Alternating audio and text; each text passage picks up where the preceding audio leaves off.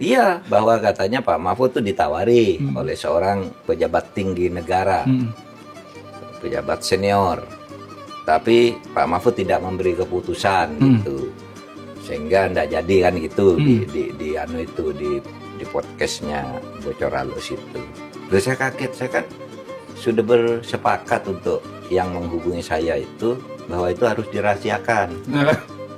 Tapi kalau sudah muncul begitu isunya, lalu saya diamkan, berarti berita itu bohong kan gitu kan? Ini harus saya klarifikasi. Prof, saya kemarin mendengarkan sebuah podcastnya Pak Susno Duaji. Dia bilang salah satu yang perlu direformasi adalah Kapolri kalau bisa tidak dipilih oleh di DPR. Karena itu melibatkan konsolidasi uang dan seterusnya. Pandangan Prof soal hal itu bagaimana, Prof? Halo, Assalamualaikum teman-teman Ruang Publik. Jumpa lagi dengan saya Rozali di Ruang Publik, platform yang membicarakan banyak hal mengenai isu publik kita, mulai dari persoalan hukum, keamanan, soal politik, ekonomi, dan seterusnya, yang kira-kira ramai, dan kita di dalam banyak kesempatan soan kepada tokoh-tokoh yang bisa memberikan insight agar kita dapat berpikir lebih clear dan menentukan langkah kita ke depannya. Kali ini, alhamdulillah, kita diterima dengan baik oleh Profesor Mahfud MD. Assalamualaikum, Prof. Waalaikumsalam, Zali. Terima kasih, Prof, sudah diterima. Ya, alhamdulillah. Prof, kesibukannya hari ini makin banyak, Prof, ya? Hari ini tadi ada 3 kesibukan. Kalau hari-hari ini banyak sekali. Kan beda kan hari ini dan hari-hari ini. Terus setelah ini kan juga sudah hampir setahun, Prof, ya, kita podcastan, Prof, ya? Iya, hampir lewat ya lah. Dulu nggak salah bulan Juni mulai itu. Jadi ini udah 14 bulan 14 sepertinya bulan. Ya. Dan kadang-kadang kalau lagi di Jogja terpaksa nge-zoom. Iya, seperti 2 minggu lalu sepertinya nge-zoom, Prof. Iya, 2 minggu lalu. 2 minggu lalu sebulan sebelumnya juga. Pernah juga dulu dari mana ya? Dari Denpasar apa dari mana? Iya. Pernah. Ya. Kita selalu mengikuti, Prof. Dan senang sekali karena di ruang publik kita banyak suara-suara yang objektif yang sekarang kita jarang dengar dari DPR sebagai seharusnya tandem diskusi pemerintah, tapi keluarnya dari ruang podcast. Ya. Dan nah, kalau beberapa hari ini saya tadi baru memperbaiki daftar pertanyaan saya, Bro. Wow. Karena isu berkembang terus dan yang terbaru sepertinya reformasi Polri dan Prof menjadi salah satu bagian di situ. Seperti yang dipodcastkan itu ya, Prof. Iya. Itu berarti nanti tim apa namanya itu, Prof?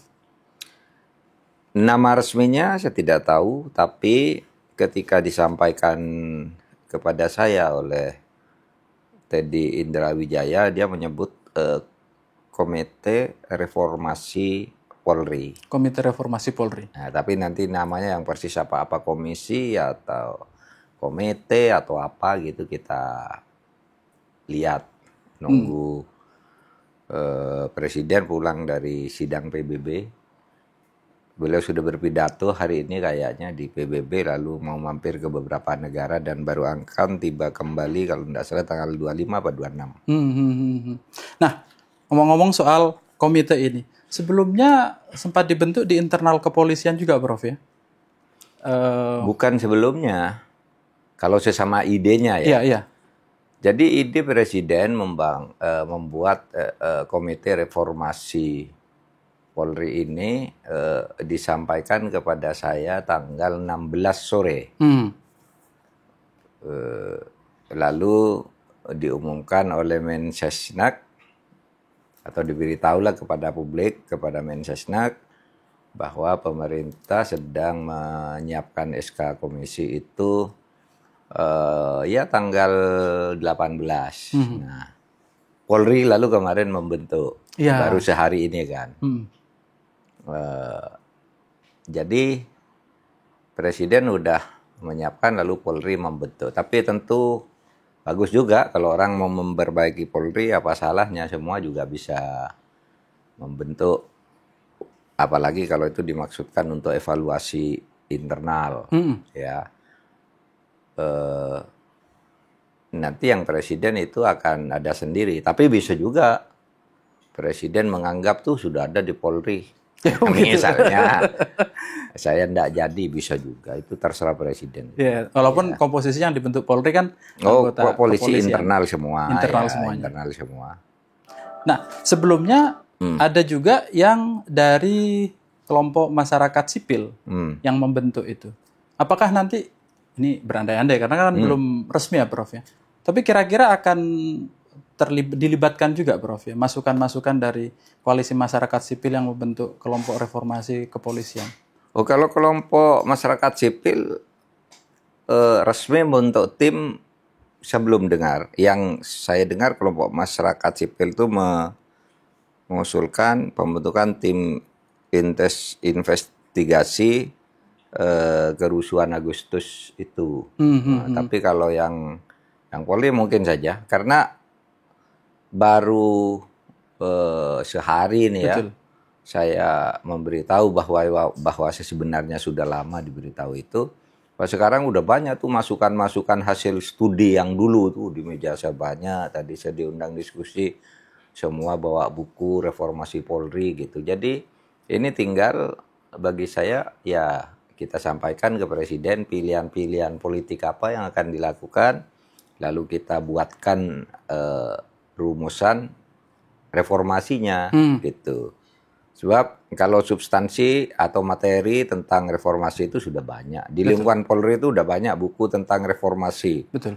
Dan isinya bagus-bagus. Nah sebenarnya bagaimana Presiden melaksanakan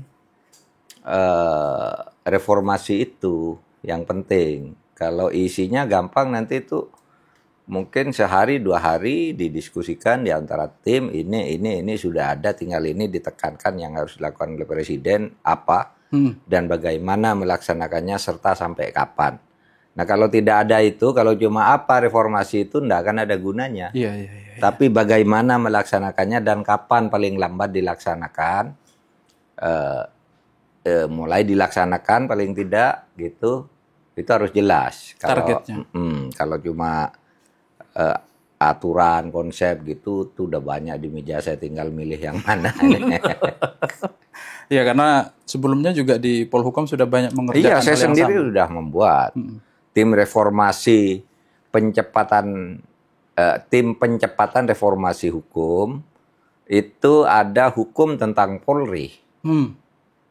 Satu sendiri tentang Polri itu ada 5-6 halaman tuh dalam bentuk pointers. 25 butir pointers, Polri itu harus melakukan ini kalau ingin bagus gitu ya. Okay.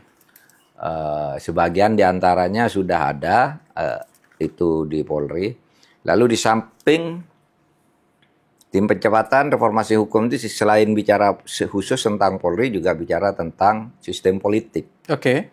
Karena tidak mungkin kita memperbaiki Polri tanpa memperbaiki sistem politiknya. Misalnya, Anda katakan, saya ingin Polri begini, tapi politiknya memberi peluang intervensi kepada Polri misalnya. Kalau kamu ndak gini, misalnya DPR misalnya, kalau kamu ndak gini, nanti anggaranmu dikurangi. Atau dalam keadaan tertentu malah Polri bisa memfasilitasi DPR, agar pokoknya jangan diganggu sebegini, kamu kasih ini, kasih itu. Dan saya kira itu sudah bukan rahasia. Ya. Semua orang sudah tahu itu bahwa banyak sekali kasus-kasus di mana DPR menggunakan kedudukannya untuk mengambil keuntungan atau mempengaruhi satu peristiwa baik di Kejaksaan Agung maupun di DPR. Nggak usah disebutkan apa buktinya mana, itu sudah banyak. Mari kita perbaiki aja gitu. Karena kalau cuma menyebut bukti itu kan gampang. Setidaknya dalam bentuk indikasi kuat gitu. Sekarang kita ingin baik ke depan, bagaimana DPR ini memperlakukan polisi dan bagaimana Polri bersikap profesional. Oke. Gitu. Kalau waktu itu Prof sudah tahapan misalnya sampai ada 25 butir yang untuk reformasi Polri. Apa yang membuat itu tidak terlaksana waktu itu, Bro? Oh, waktu itu begini, saya kan cerita reformasi hukum tuh sebenarnya kan bukan tugas Polhukam. Kalau dalam bentuk konsep Polhukam itu kan koordinasi. Betul, betul. Nah, tapi ada peristiwa, Anda masih ingat ada seorang hakim agung ditangkap, ya, karena kasus penyuapan, yang menyesakkan dari kita, seorang hakim menerima suap, yang nyuap ditangkap, pengacaranya juga langsung mengatakan, saya minta maaf kepada rakyat, iya saya yang menyuap, yang menerima hakim agung itu, dan macam-macam lah. Lalu rakyat heboh kan, rakyat heboh, Pak Jokowi, Presiden Jokowi waktu itu sedang ada di Palu atau di Kendari atau pokoknya di daerah situlah. Dikerubungi oleh wartawan, Pak, bagaimana nih pengadilan bobrok, hakimnya bisa dibeli, itu sudah ditangkap lagi.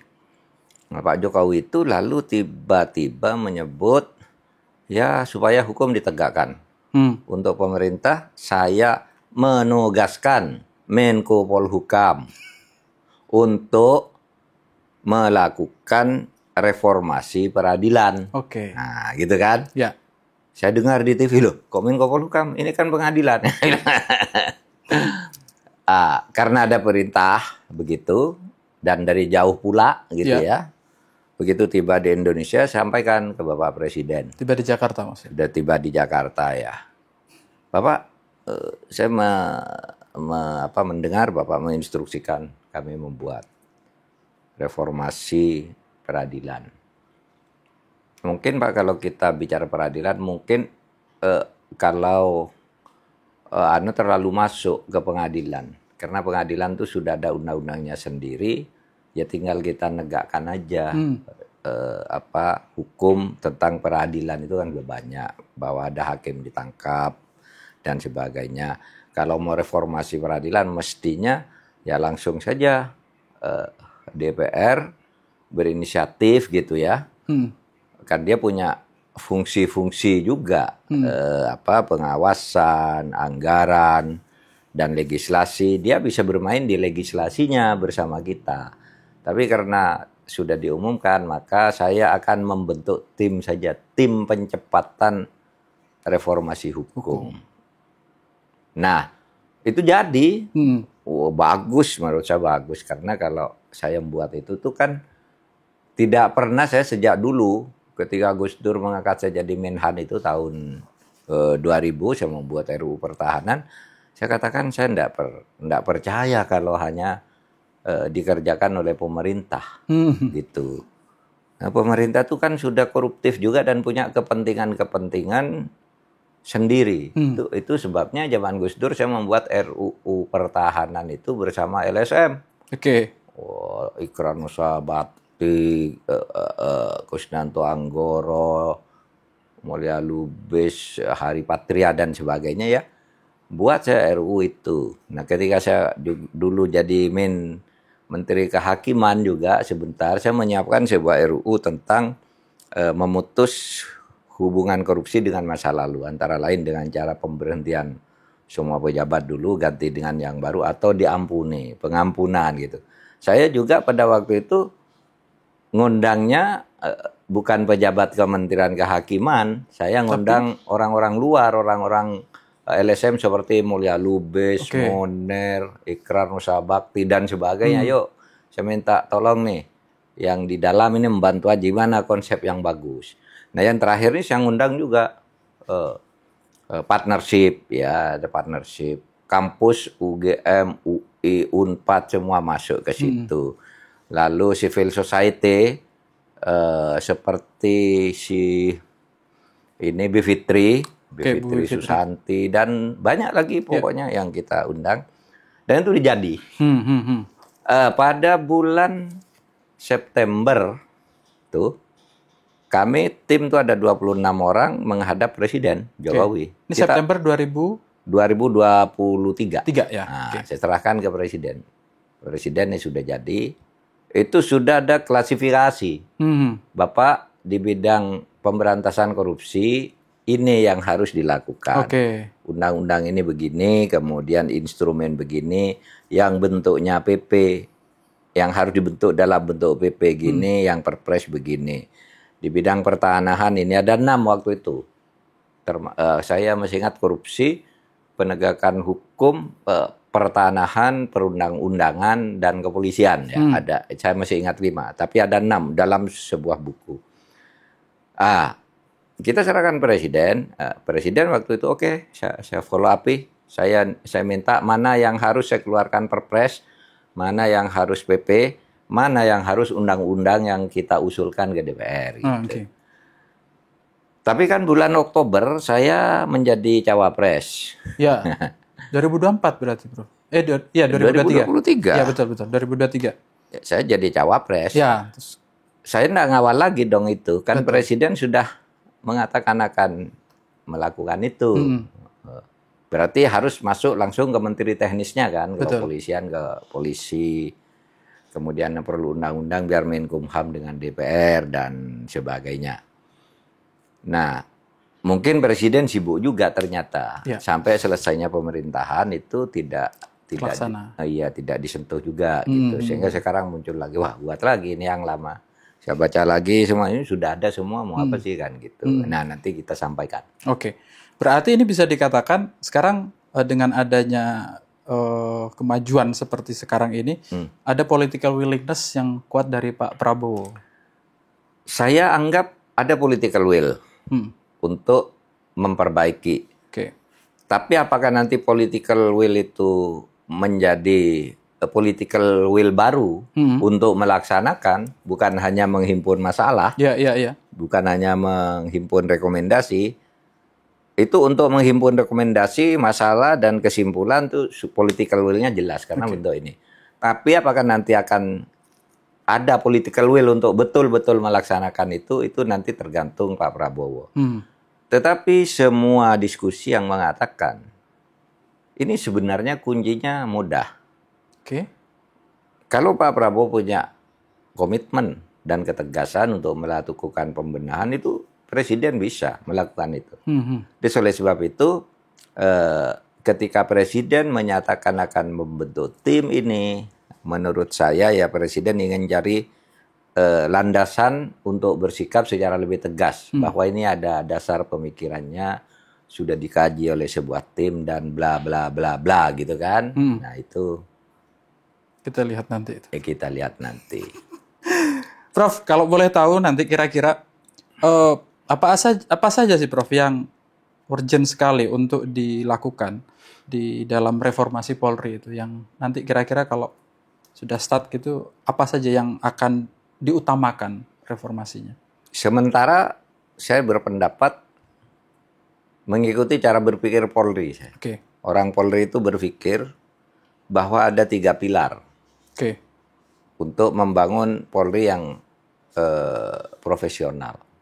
Pilar pertama struktural, ya. Pilar kedua instrumental. Pilar ketiga kultural. Struktural, Polri ini udah selesai sih. Selesai, Bro. Sudah selesai kan, dia sudah dipisah dari TNI dan dia menjadi institusi sipil. Jadi Polri itu adalah sipil kita itu. Kalau dulu kan ABRI. Sekarang dia sipil. Udah selesai. Ada perdebatan yang sudah mulai masuk. Itu sebaiknya diletakkan di bawah sebuah kementerian saja, Pak. Dibentuk aja satu menteri namanya Menteri Keamanan Nasional. Lalu Polri ada di situ jadi mitranya. Ada yang usul jangan Menteri Keamanan Nasional, itu letakkan di bawah Kejaksaan Agung, gitu. Ada yang bilang di bawah Menteri Hukum dan HAM. Ada yang bilang kembali aja ke Menteri Pertahanan, karena pertahanan itu kan security kan. Nah, security itu umumnya diartikan pertahanan keamanan. Jadi keamanannya di situ. Nah, itu soal kelembagaan. Tapi menurut saya pribadi, saya tidak tahu nanti. Tidak harus ada ada pembuatan struktur seperti itu. Jadi tetap kalau posisinya Ya seperti menurut sekarang. saya, apalagi Presiden Prabowo sudah pernah mengatakan bahwa bagi saya lebih nyaman kalau Polri itu ada langsung di bawah Presiden, karena saya bisa menggerakkan kapan saja dan dengan kebijakan saya bisa lebih cepat. Meskipun ya banyak yang mengajak diskusi lagi lah tentang itu. Itu tentang strukturalnya. Ya. Tidak terlalu berat lah, tinggal mau milih yang mana. Itu kan soal pilihan politik kan. Lalu instrumentalnya udah banyak tuh. Undang-undang kita udah ada beberapa yang terkait dengan itu. Sudah ada peraturan pemerintah, ada Perp, sudah Perpres, ada PP, kemudian di berbagai undang-undang lain sudah disebut polisi, misalnya di undang-undang ASN, dan kan sudah disebut di mana perannya. Nah, yang susah itu adalah kultural. Di Polri itu banyak sekali korupsi di tingkat level agak atas ya. Bukan polisi-polisi di kampung-kampung itu umumnya baik ya, bagus lah. Terutama menegakkan perdamaian, kedamaian dan ketertiban di tengah masyarakat. Tapi banyak di situ ya, tadi hasil studi yang sudah saya himpun dari berbagai institusi. Misalnya di situ banyak korupsi, kemudian backing pada tindakan-tindakan ilegal. Ya, misalnya illegal mining, illegal fishing gitu ya, illegal logging itu backupnya banyak situ atas kejahatan itu. Pemerasan, judi dan sebagainya, itu banyak berkembang. Betul, Prof. Itu dilarang oleh hukum, tapi selalu terjadi hampir di mana-mana. Benar. Ini kan merupakan kultur. Karena kalau ditanya kepada struktur, dilarang tuh aturannya, gitu kan? Iya. Instrumentalnya ada, gitu. Kok terjadi? Berarti ini kultur. Nah, kultur itu perlu driver. Ya, yang mengarahkan agar kultur yang rusak ini tidak melebar kemana-mana menjadi kanker ke seluruh tubuh. Karena kan banyak tuh misalnya laporan ke Polri, tiba-tiba hilang. Ya. Tergantung siapa yang lapor, siapa yang bayar, siapa yang nangani. Saya sering mendapat laporan tentang itu. Pak, sudah dilaporkan ke ini tanggal sekian, tapi tidak jalan, Pak. Ketika ditanya lagi apa, nunggu perintah atasan loh. Ini kan hukum. Nah, yang begitu kan kultur kan, nunggu-nunggu perintah atasan, lalu orang curiga berarti atasannya itu yang mendapat sesuatu kan gitu, kecurigaan orang. Kadang-kala kan enggak bisa, Anda punya perkara gitu ya dengan saya yang memutuskan, Anda nyuap, tapi kan tidak bisa dibuktikan karena Anda nyuapnya lewat teman Anda, lalu ketika Anda ngomongkan bisa ditangkap. Kamu enggak pernah. Saya enggak pernah ketemu kamu, padahal lewat situ dan uangnya masuk gitu. Orang kan tidak bodoh juga untuk tahu itu. Kenapa kemudian ada fenomena rekening gendut misalnya kan? Lalu dari mana? Bahkan sekarang ada seperti kebanggaan yang sudah membudaya menjadi semacam kultur di Polri. Seorang Kapolres atau angkatan pendidikan mereka tuh kalau bicara soal kesuksesan itu ukurannya dia punya harta berapa sekarang. Rozali Kapolres angkatan dulu misalnya 94 gitu. Yang lain Kapolres juga. Lalu yang dikatakan sukses itu mereka yang paling banyak hartanya. Di antara mereka ya, itu jadi oleh sebab itu flexing. Kalau ada reuni pertemuan itu saling pamer. Ada yang kayak mobil Rubicon, itu tingkat Kapolres itu. Dengan perhiasan istri dan anak yang hebat gitu.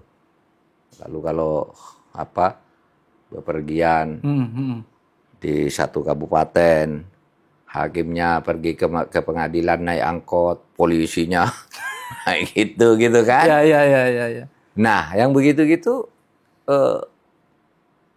yang harus diperbaiki Kulturnya itu, Prof. Kulturnya.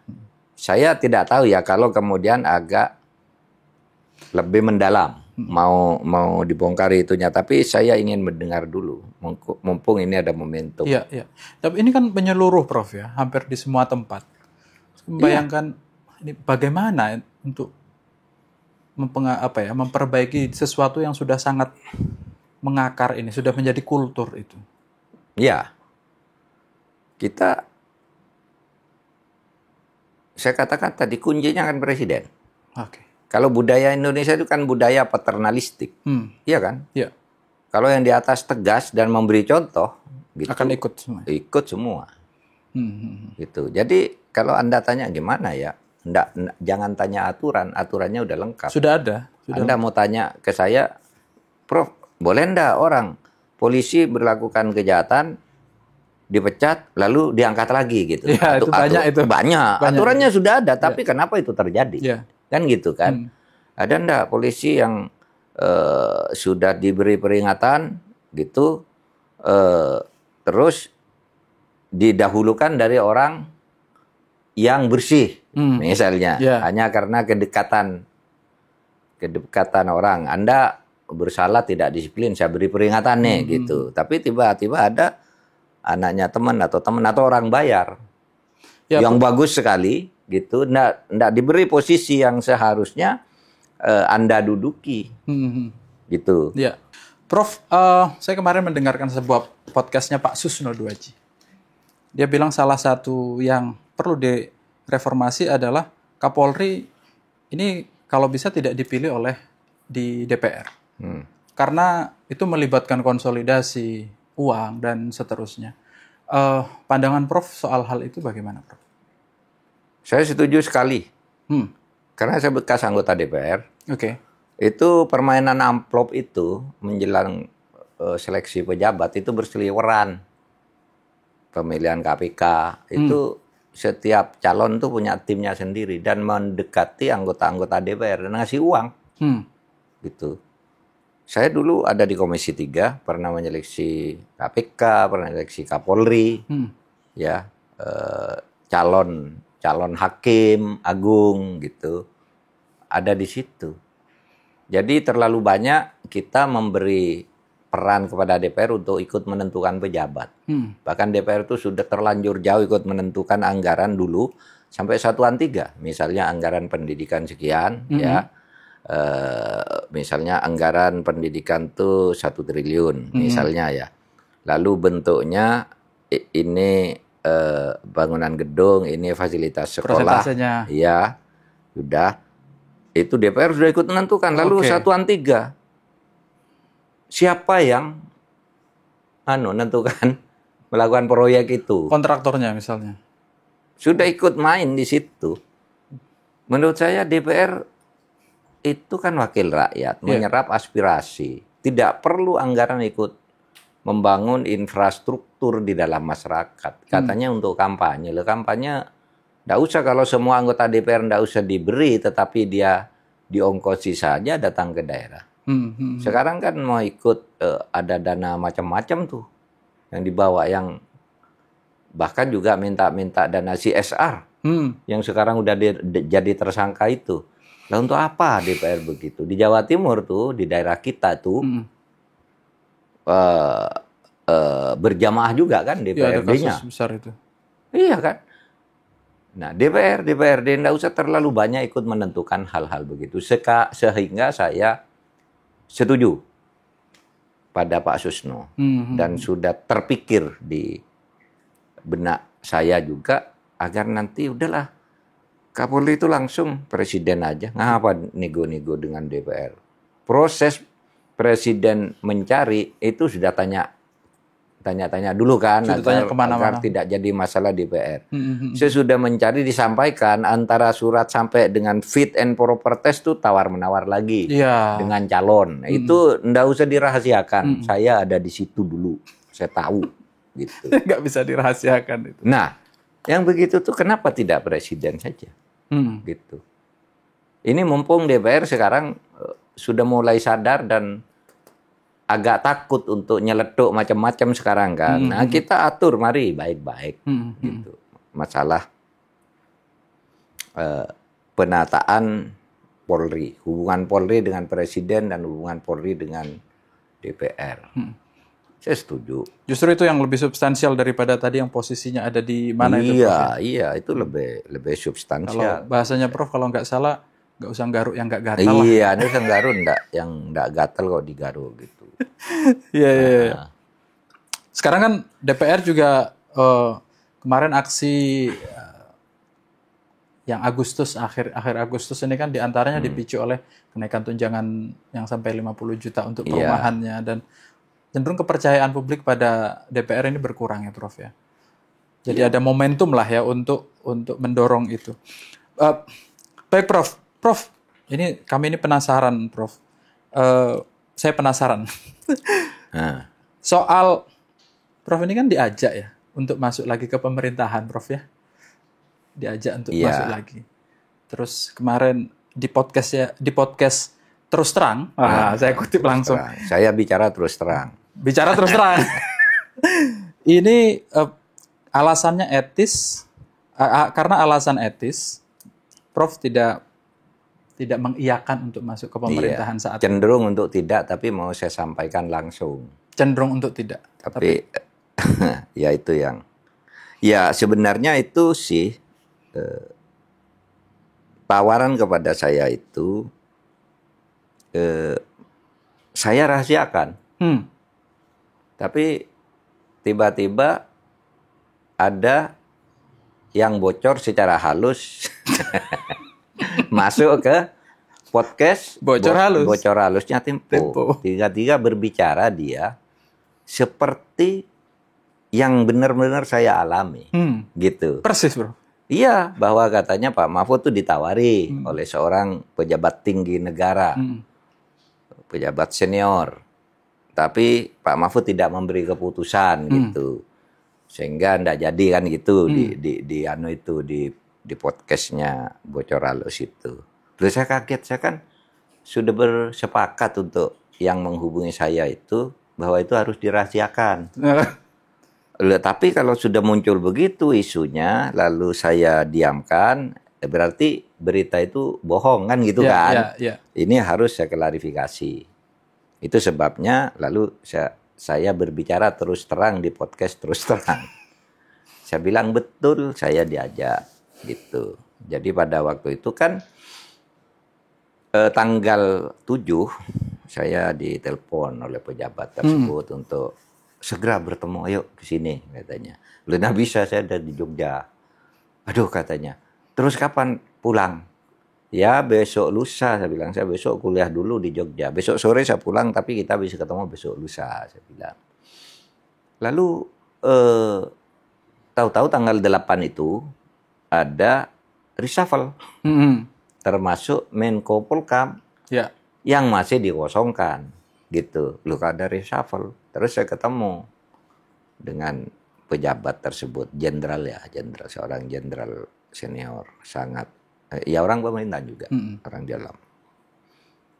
Saya bertemu terus diberitahu, Pak Mahfud, katanya, ini kemarin terjadi reshuffle, Menko Polkam diganti, lalu ini perlu Menko Polkam, seorang yang bisa menjembatani ketegangan antara Polri dan TNI. Betul. Kata dia. Dan itu orangnya adalah Pak Mahfud menurut diskusi-diskusi di internal kami. Nah, saya kaget kan enggak pernah mau berpikir tanya itu. Akhirnya saya bilang saya enggak bilang tidak juga, tapi tidak bilang iya. Karena kan ada standar etik yang saya pakai.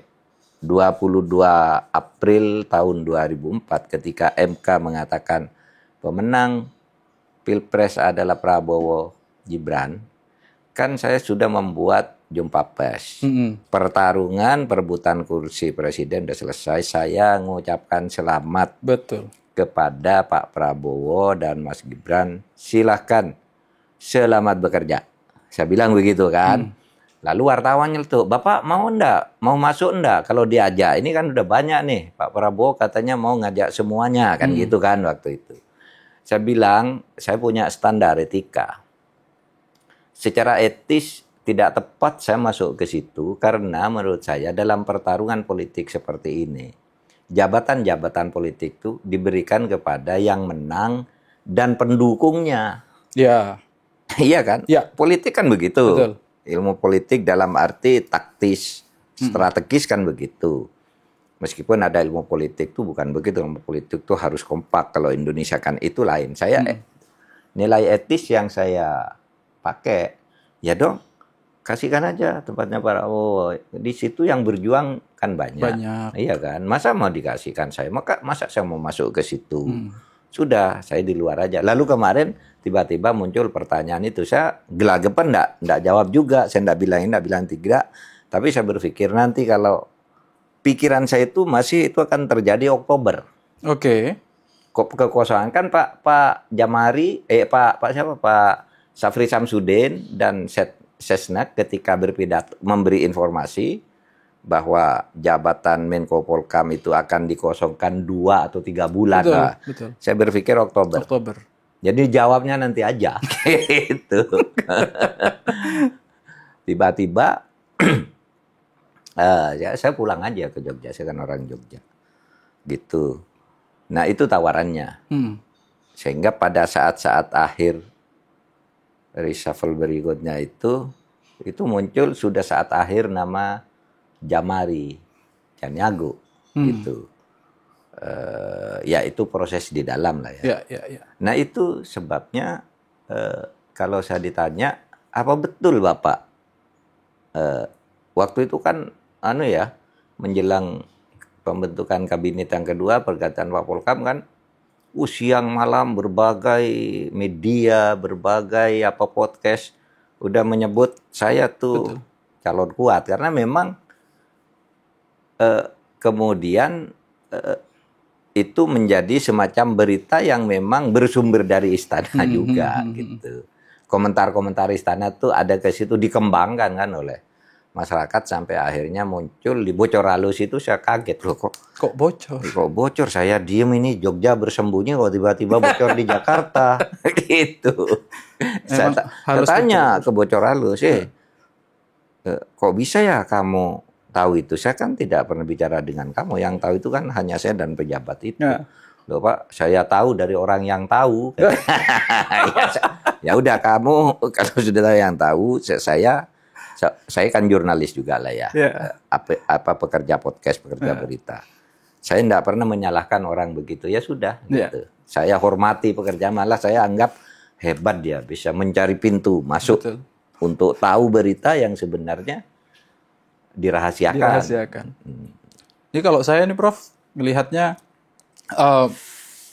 kalau Prof masuk ini artinya kita kelompok sipil akan ada pintu lagi di mana kita bisa berembuk banyak hal di dalam kepentingan kita seperti Prof waktu itu kita banyak memberi masukan ke pemerintah diantaranya lewat Prof kan waktu itu sering ada apa yang dibahas di dalam. Tapi sisi yang lain kalau Prof masuk pemerintah ini kan saat ini kami menilainya koalisinya sudah kadung gemuk sekali di DPR hampir semuanya. Di dalam kasus yang terakhir demonstrasi itu jarang sekali ada suara yang menemani masyarakat dari dalam gedung DPR. Kita mungkin akan kehilangan itu dan mungkin kita akan kehilangan podcast mingguan nanti jangan-jangan kalau sudah jadi menteri lagi. Ya mungkin saja. Itulah sebabnya saya tidak langsung menjawab. Satu, standar etik saya. Yang kedua, saya itu sudah terbiasa dan sudah melakukan sejak saya selesai jadi running di Pilpres itu, saya bersama masyarakat sipil di tempat ini, di tempat manapun gitu, ke Jogja, kalau saya pulang ke Jogja mengumpulkan orang, ke Surabaya, di mana. Mari kita bangun negara ini. Betul, Bro. Negara ini terlalu hegemonik sekarang. Saya bilang, mari kita bersuara, gitu. Di situ sebabnya lalu pernah ada tulisan di Mas Budiman, ya Budiman Tadunya-Rejo itu agar Pak Mahfud jangan kemana-mana, temani kami masyarakat sipil, gitu. Karena masyarakat sipil sekarang terjerat-berai, tapi kalau dengan saya ada kubu Ada pengikat, kubunya, betul.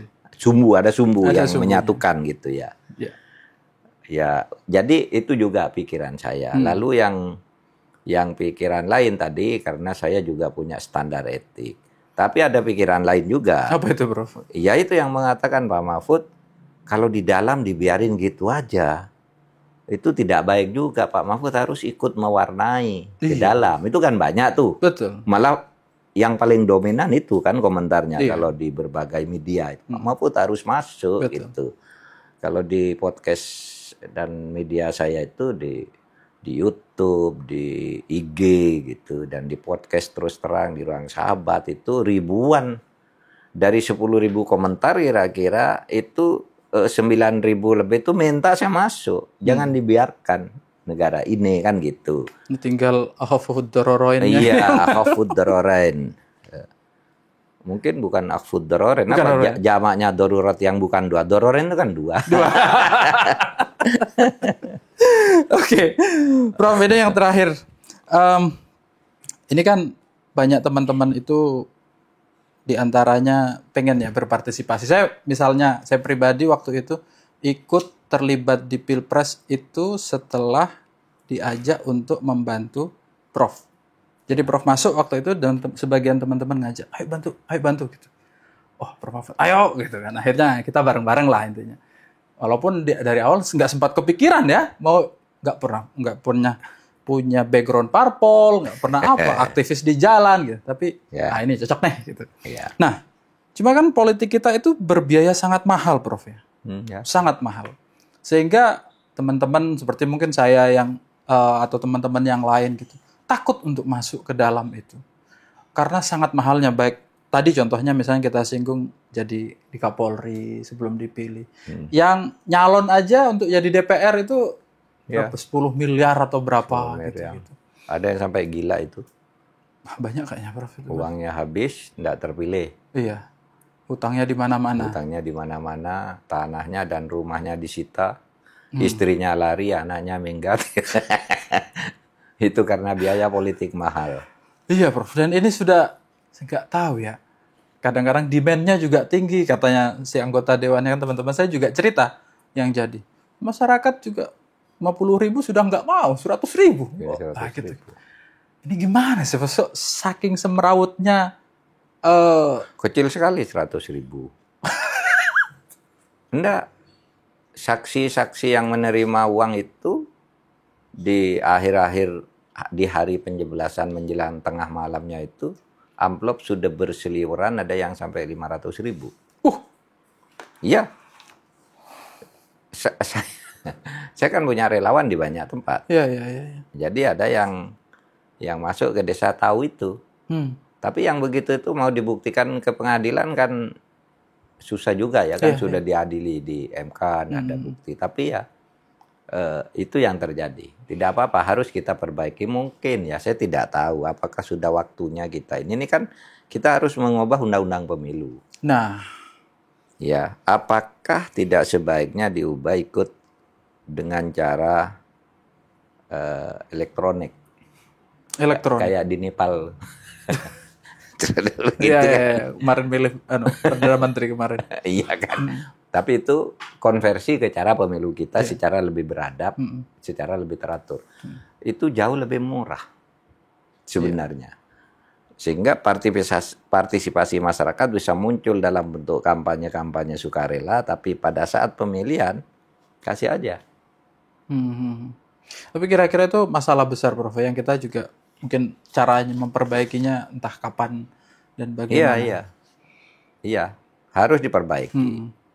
Di tengah kesyukuran kita bahwa negaranya makin lama makin maju ya. Ya kan? Anda kan tidak boleh mengatakan Indonesia ini mundur, enggak. Nyatanya Anda orang Madura bisa sekolah. Saya orang Madura bisa sekolah. Sampai guru besar, sampai jadi menteri, jadi DPR. Kan karena maju Indonesia ini sehingga kita punya peluang. Betul. Nah, cuma gangguannya sekarang itu korupsi yang banyak. Kemudian di institusi negara seperti polisi ya kulturnya kurang bagus gitu. Semua kita perbaiki sambil jalan. Siap. Siap. Gitu. Ya. Oke, sudah habis dan sudah selesai. Gitu biasanya. Selesai gitu. Itu terus terang. Itu terus terang. Itu gaya. Jangan pernah lelah mencintai Indonesia. Selesai. Gitu. Oke. Itu saya ingat betul gaya Prof Mahfud yang sejak pemilu, Prof. Ya, waktu itu, Prof. Ya. Ya. Ketika debat. Iya. Menjadi ciri. Prof, terima kasih banyak atas waktunya. Yuk, Mas Rozali, terima kasih. Terima kasih banyak atas waktunya dan semoga selalu sehat, Prof. Ya. Teman-teman, obrolan kita dengan Prof Mahfud berakhir dan tadi pesannya kita pokoknya jangan sampai lelah untuk mencintai Indonesia. Apapun yang bisa kita lakukan untuk memperbaiki keadaan sekecil apapun akan sangat berharga. Seperti kita yang bisa podcastan ya kita podcastan. Sambil membicarakan solusi atas masalah kecil-kecil di sekitar kita. Ketemu lagi di episode selanjutnya. Ciao. Assalamualaikum warahmatullahi wabarakatuh. Waalaikumsalam warahmatullahi wabarakatuh.